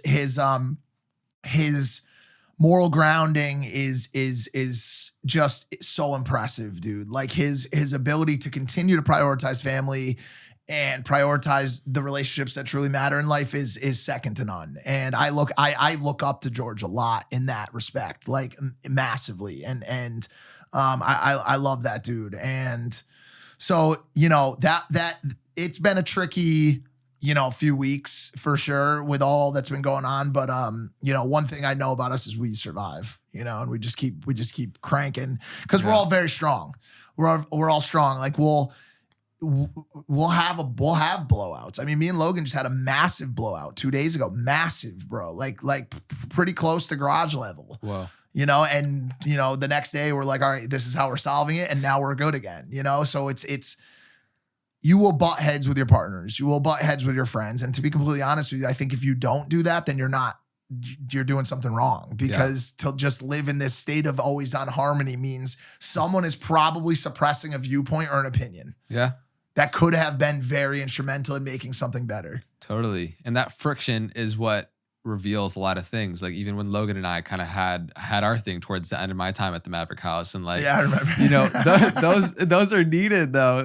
And I learned so much from that time period, because you just learn so much about human dynamics, when to say something, timing, the way in which you say it, to not have long conversations over text, many different things. Yeah, but for sure. I remember all that. Oh yeah, I wish I didn't. Yeah. There's a lot of stuff, but you're right. I mean, it's all lessons. Like the lesson from that show argument, and I said this to Logan on the show, was a lot of debaters. Now, I guess technically, are you debating someone or are you having a conversation? Right. That should be a really important question that people ask themselves when they go into a disagreement or into a place where two people have different thoughts on something, right? Is your intent to come out more intelligent and more understanding, or to win? Right. Now, both of those there's a value in both. Yeah. There are times when debate needs to be had, when you are so passionate about your viewpoint that your intent is to win the argument. Yeah. Then there are times, like a podcast, for example, where the intent should be learning and understanding the opposing viewpoint. So what I said to Logan on the show, which I feel very strongly about, is when you approach a disagreement as a debate, your intent is to destruct the opposing person's viewpoints, weaken their defenses, and make them seem feeble in their explanation. Now, I think at the time, Logan had been going into any disagreement with that type of energy. And you saw this with the situation with George. It was very much more of an attacking style, which is what he's learned through fighting and debating and that type of style. But if you're what you're wanting to accomplish, if your goal is to learn as much about the opposing person as possible, you want to in fact do the opposite. You want the person that's sitting across from you, like I feel right now, to feel as comfortable as humanly possible in the setting, in your body language, in how you speak to them, and how you agree or disagree with something they're saying, in the critique you give them. And if you do that right, they will feel so comfortable that they will produce the best possible outcome or argument from their side. Mm-hmm. Then you will learn more. Yeah. Right? And so, sure, if you're debating someone, light them on fire. You know what I'm saying? But that should be happening a lot less than you should just be saying someone, yo, get comfortable, let's talk. Yeah. To claim it for what it is. I think it's just much a more powerful framework to desire to learn and not just to win. Because when it's me versus you, that is going to create so much resistance.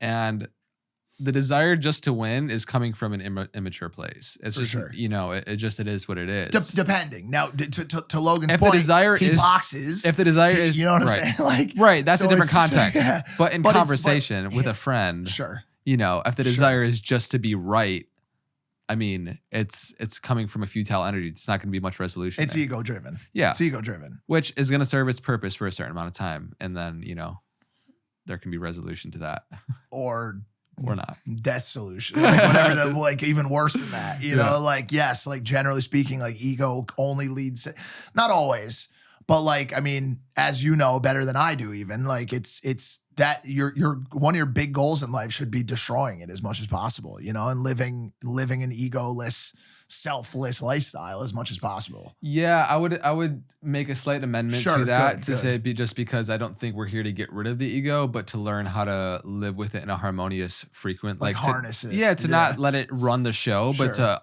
have awareness for the place that it serves, because we can't completely bypass it. Otherwise, it's going to create a whole different plethora of issues. Yeah. I mean, one of the things that like you and I definitely have resonated with is we both kind of came into Logan's life in a similar time frame post Japan, post that big Yeah. traumatic area. We both moved into the house, similar time frame, and I think also served roles in different ways, but also in similar ways to supporting him in becoming to just growing a lot as an individual. And in that time frame, I think it's just so interesting to see the inner workings of somebody like Logan, who we both know has a very pure heart and really wants to just be the best entertainer, create the most content, live life in such a big way. And we both see that. Yeah. And when you're given so much at such a young age, you can become blinded by the trappings of success and think that it's all happening because of you and not your team, or, you can make missteps in some big ways. And I just think that there has been so much growth for us to also show up and step into those roles to be of support to him. And I know he's, very much so appreciated those So moments. appreciative. Yeah. And I have no doubt that he's on a beautiful path. To see where that kid is going to go, man, is just, it's mind blowing to see the level at which he's It's playing. kind of like ceilingless, I mean, it's just, it's more so just like, cause the way he thinks about things is he's a real example and the embodiment personification of anything is possible. Like, and I mean anything. Like when I hear anything's possible, that means I could be a comedian if I want to, or write another book or have a New York Times bestseller. When he hears anything is possible, that means president. That means the first person on a different planet. That means, the biggest star in any, and he really can be, because specifically and mostly because he truly believes that you can be what you believe you can be. Yeah. Now of course he's gifted with a lot of other things Yeah. that can help him propel him there, his physique and his brain and, his looks and entertainment and all of those things, right? He's got the full package, right?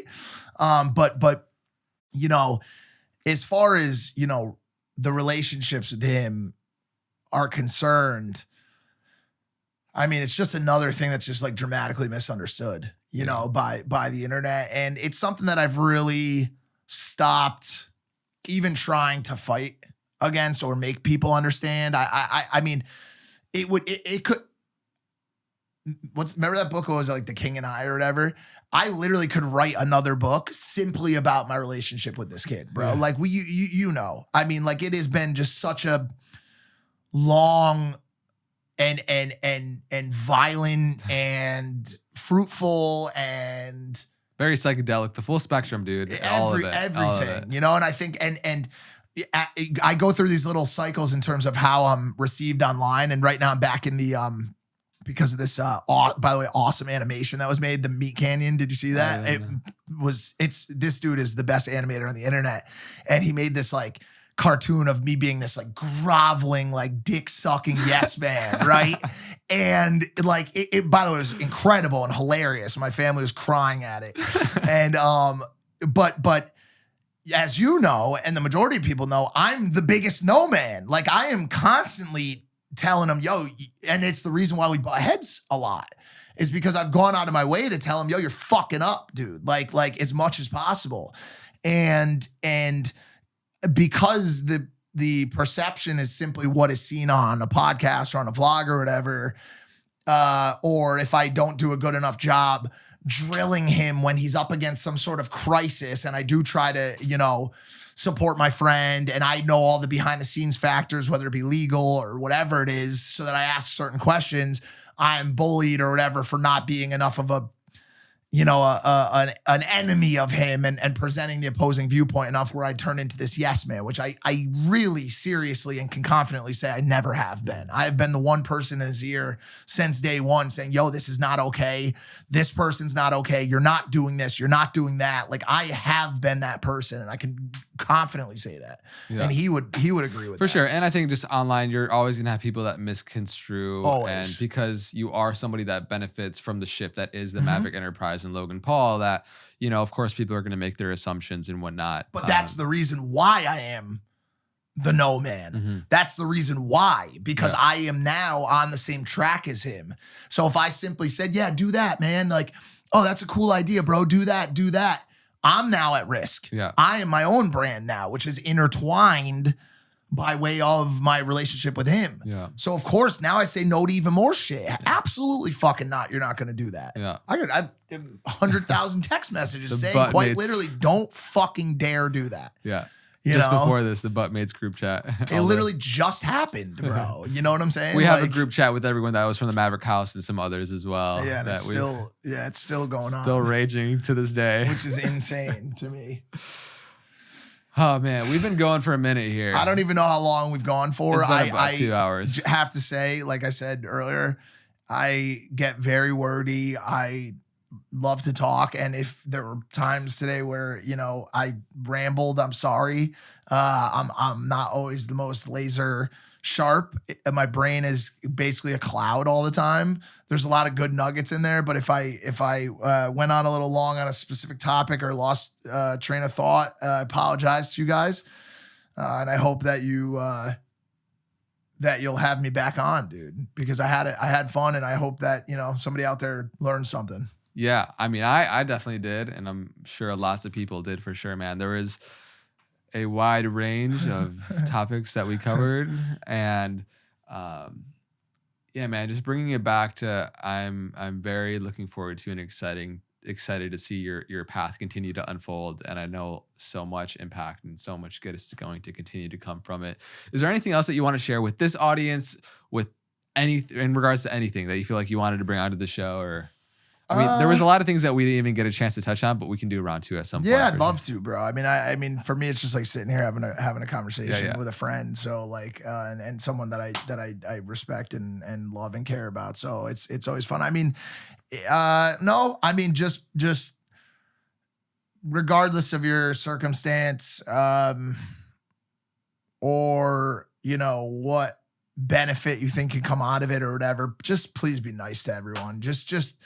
I mean, it really is just not that hard to skip that judgmental statement or, remove yourself from the desire to put someone else down, even in the smallest way, dude. And I mean, if you've got a critique, if you've got a way to improve someone's life, if you got something they could be doing better and you can deliver it that way and you feel like you can make a meaningful impact on someone, that's one thing. But just be good to each other, dude, out there. I really wish that there was a little bit more positivity in the world, and I'll continue to be positive as much as possible and try to smile as much as possible and make people laugh and make people happy. But I mean, we really together, we got to start bigging each other up and telling each other that we're doing good and that we should be proud of ourselves and just empathetic to the struggles and complexness that we call life, and it's like I said a million times today, it's just not ever as simple as